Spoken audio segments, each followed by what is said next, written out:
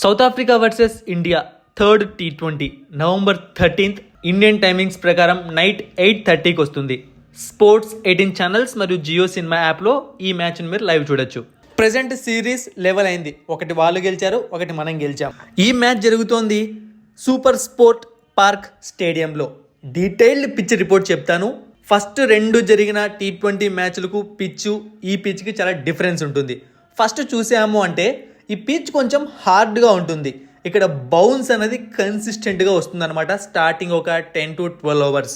So మీకు తెలుసు, bounce బాగా వచ్చింది అంటే కొన్నిసార్లు బ్యాట్స్మెన్ని ఇబ్బంది పెట్టచ్చు, కొన్నిసార్లు బ్యాట్స్మెన్కి మంచిగా బ్యాట్ మీదకి కూడా రావచ్చు. అయితే బ్యాట్ మీదకి వచ్చే అవకాశాలు ఎక్కువ ఉన్నాయి ఈ గ్రౌండ్లో. స్టార్టింగ్ ఒక 7 overs ఫాస్ట్ బౌలర్స్కి బాగా అసిస్ట్ చేస్తుంది ఈ గ్రౌండ్. తర్వాత స్పిన్కి అస్సలు అసిస్ట్ చేయదు. మీరు స్పిన్ అని ఎక్స్పెక్ట్ చేస్తారేమో, స్పిన్కి కాదు. ముందుకు వెళ్ళే కొద్దీ బౌన్స్ అలానే ఉంటుంది, కానీ స్వింగ్ ఉండదు. సో ఫాస్ట్ బౌలర్స్ వేరియేషన్స్ని యూస్ చేస్తే వర్కౌట్ అవుతుంది. ఇక స్పిన్నర్స్ విషయానికి వచ్చాము అంటే నార్మల్ స్పిన్నర్స్ ఇక్కడ సరిగ్గా బౌలింగ్ చేయలేరు, కొంచెం కష్టపడాలి. బట్ రిస్ట్ స్పిన్నర్స్కి మాత్రం కొంచెం సక్సెస్ అనేది ఇస్తుంది ఈ పిచ్. ఇక్కడ క్లైమేట్ డ్రైగానే ఉంటుంది, కానీ ఈవినింగ్ గేమ్స్ చూసుకున్నాము అంటే కొన్నిసార్లు డ్యూ వచ్చే అవకాశం ఉంటుంది. ఒకవేళ డ్యూ వచ్చిందంటే మాత్రం చాలా ఎక్కువగా వస్తుంది, బౌలర్స్ బాగా ఇబ్బంది పడతారు. అందుకే టాస్ గెలిచిన కెప్టెన్ చేజింగ్కి వెళ్తాడు. మరి ఇంతగా చెప్పావు పిచ్ గురించి, బ్యాటింగ్కి అనుకూలించదా అంటే ఏం టెన్షన్ పడాల్సిన పని లేదు. ఈ గ్రౌండ్లో యావరేజ్ ఫస్ట్ ఇన్నింగ్స్ స్కోరు లేకుంటే యావరేజ్ సెకండ్ ఇన్నింగ్స్ స్కోర్ చూసాము అంటే 170 to 180 ఉంది. సో చాలా మంచి స్కోర్స్ వస్తాయి. ఒకవేళ ఎవరో ఒకరు సెట్ అయిపోయి బాగా ఆడారు అంటే 200 టచ్ చేసినా ఆశ్చర్యపోనవసరం లేదు. సో సూపర్ బ్యాటింగ్ వికెట్ ఇది. మరి గ్రౌండ్ స్టాట్స్ ఎలా ఉన్నాయి ఒకసారి చూసాము అంటే ఇంటర్నేషనల్ మ్యాచెస్ ఇక్కడ 16 జరిగితే T20 మ్యాచెస్, అందులో ఫస్ట్ టైం బ్యాటింగ్ చేసిన team 8 matches, second time batting చేసిన team 7 matches. First innings score average 175, second innings score 157. ఇక డొమెస్టిక్ T20 మ్యాచెస్ చూసుకున్నాము అంటే ఇక్కడ 52 జరిగితే బ్యాటింగ్ ఫస్ట్ చేసిన టీం 22 టైమ్స్, బ్యాటింగ్ సెకండ్ చేసిన టీం 29 టైమ్స్. ఒక మ్యాచ్ టై అయింది. Average first innings score 163, average second innings score 150. ఇక సౌత్ ఆఫ్రికా ప్లేయింగ్ 11 ఎలా ఉంటుంది? సో ఫస్ట్ T20 ఓడిపోయారు, సెకండ్ T20కి చేంజెస్ చేశారు, సెకండ్ T20 గెలిచారు, కాబట్టి సేమ్ ప్లేయింగ్ 11తో వస్తారు. అయితే ఇక్కడ మనం చూసుకున్నాము అంటే సౌత్ ఆఫ్రికాలో కూడా పెద్దగా తోపుగా ఆడుతున్న ప్లేయర్స్ ఎవరు కనిపించట్లేదు.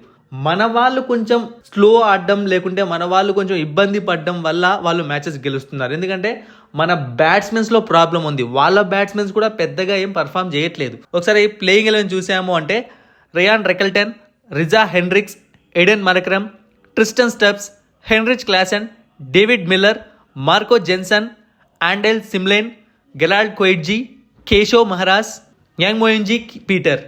బట్ ఒకటి గుర్తుపెట్టుకోండి, బ్యాటింగ్ ట్రాక్ పడిందంటే మాత్రం చాలా జాగ్రత్తగా ఉండాలి. సౌత్ ఆఫ్రికాలోని భారీ హిట్టర్స్, ముఖ్యంగా Tristan Stubbs, Heinrich Klaasen, David Miller, వీళ్ళ దగ్గర నుంచి కొంచెం ఎక్స్పెక్ట్ చేసే ఛాన్స్ ఉంది భారీ స్కోర్లు. టీమిండియా బౌలర్స్ వాళ్ళని ఎలా కట్టడి చేస్తారో చూడాలి. ఇక ఇండియా ప్లేయింగ్ 11 గురించి మాట్లాడే ముందు ఇండియా ఒక 3 చేంజెస్ చేస్తే తప్పేంటి అనిపిస్తోంది.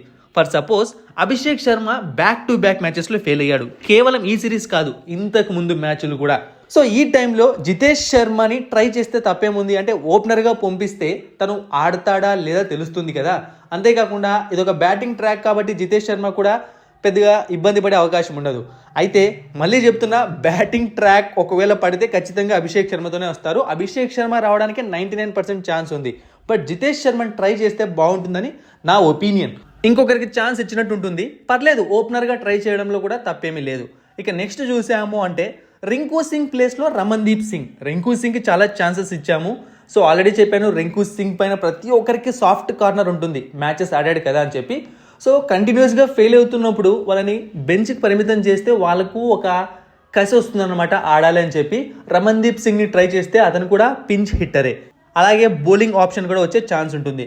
ఇక నెక్స్ట్ చూసాము అంటే ఆవేష్ ఖాన్ని కూర్చోబెట్టాలి, యష్ దయాల్ని టీంలోకి తీసుకొని రావాలి, లేదా ఇంకొక బౌలర్కి ఛాన్స్ ఇవ్వాలి. సో ఈ విధంగా ఈ 3 మార్పులు చేస్తే బాగుంటుంది అనిపిస్తుంది.